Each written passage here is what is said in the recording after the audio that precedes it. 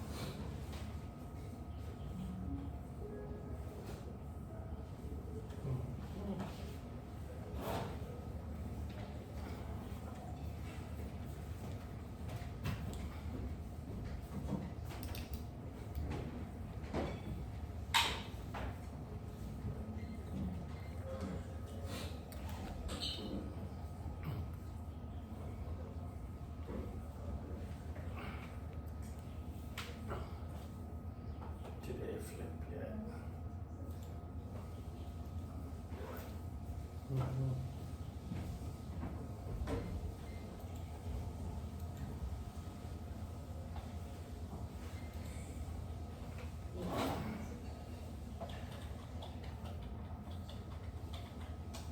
Okay.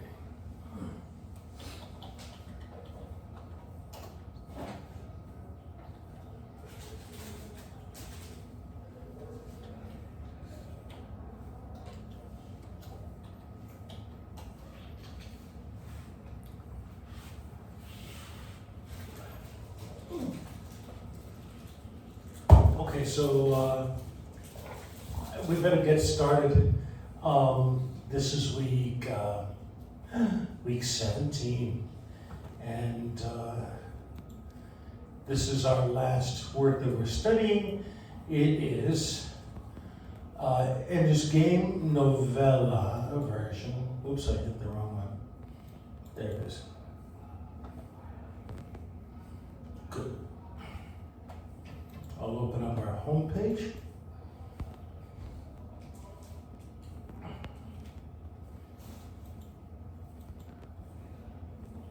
Right.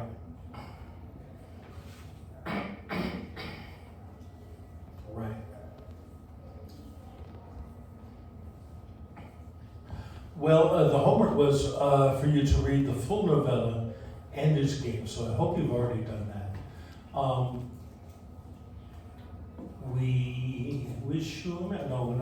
We are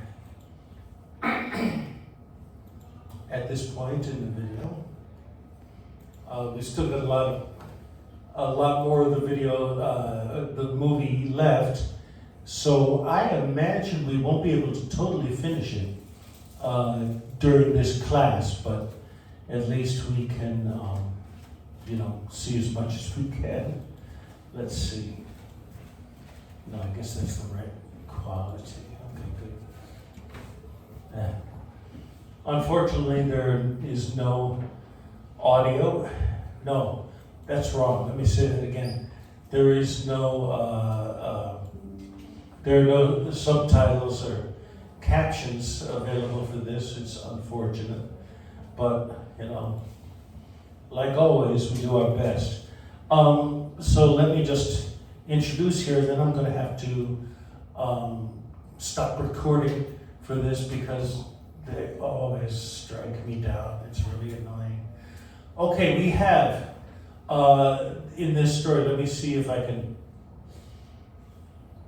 triangulate here, because we've got the novella and then we've got the novel, and we also have this adaptation, which is not the best adaptation that could have been, but it's something anyway.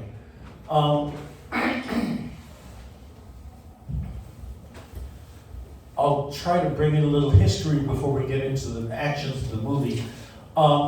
In this society of the future, which takes place in America, basically, the policy is that couples can only have 2 kids unless they are granted permission by the government. And so this family, the Wiggin or Wiggins family, depending on which version you're looking at, had 2 kids. The eldest is Peter, who is rather a violent person and mean. And then the second child is a daughter named Valentine, who is very compassionate and sweet, and who loves her younger brother, the third member of the set of siblings.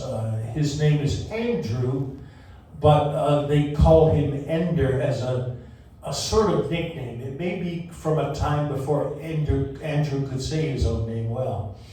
And so they fell into the habit of calling him Ender. Hi. But it also, the name Ender does suggest something about Ender's personality and his future too. Because someone who is an Ender puts a stop to whatever it is.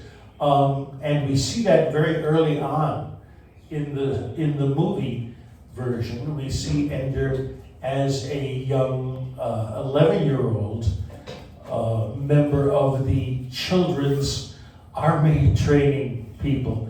The story goes that a number of years ago, maybe 50 years ago, an alien species flew in spaceships to Earth, and the people on Earth considered it was an invasion and tried to stop them, gathering all of their best pilots and military figures, etc., to try to kill the infiltrators. Later on, we will discover they were not really trying to invade. And there are clues through the story too.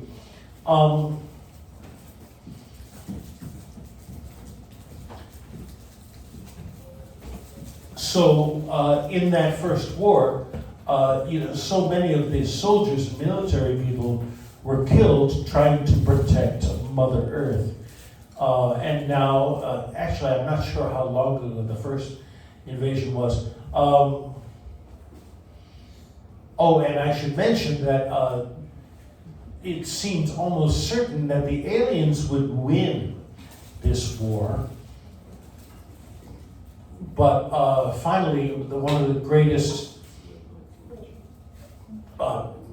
pilots and how do you say that? People who are good at strategy, strategians maybe, I don't know, made a brave choice and flew right into the center of the mothership and made the whole thing blow up, which basically ended all of the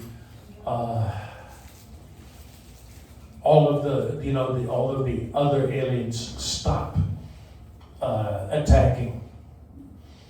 This hero is highly respected and remembered. His name is Mazer Rackham, and no one has heard from him in a long time.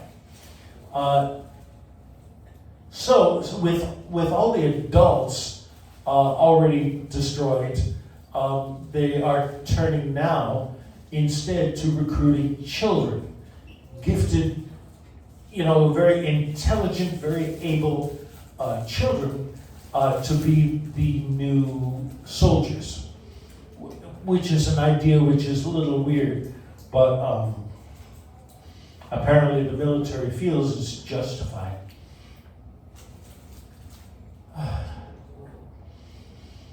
So the leader of this children's program is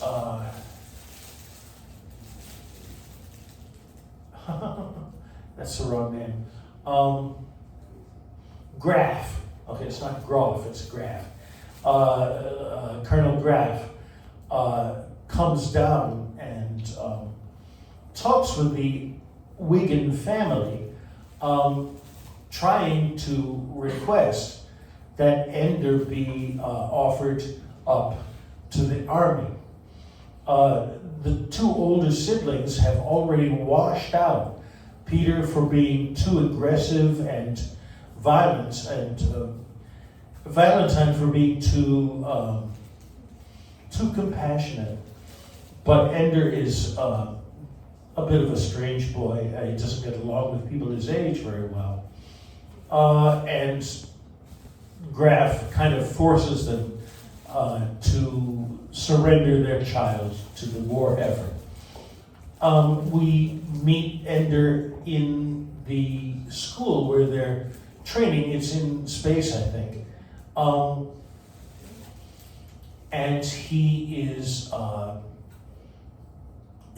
the subject of bullying and resentfulness, and is kind of forced to fight a ridiculous, mean bully guy, kid, older than him.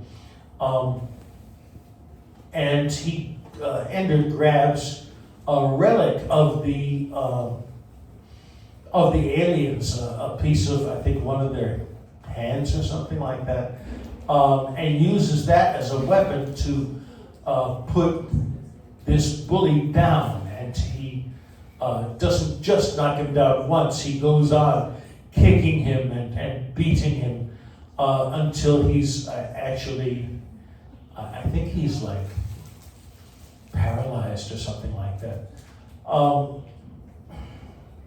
Graf goes back to the Wiggins house and wants to know, because Ender is back there again, why he did his fighting in that particular way. It's not that he was going to be punished for being violent. They want to know his reasoning. And Ender explains that, you know, if I just knock him down once, he'll be even more angry and he'll attack me again and again. I wanted to make a fight where I would end his aggressive behavior, so that this first battle is the last battle. And Graf respects that reasoning. Anyway, so they decide to send Ender to not the regular student place, can't remember the word they use, but instead to battle camp, or no, not camp, battle school, that's it, where he's going to really be trained as a specific soldier. And so that's where he is now. Graf's assistant,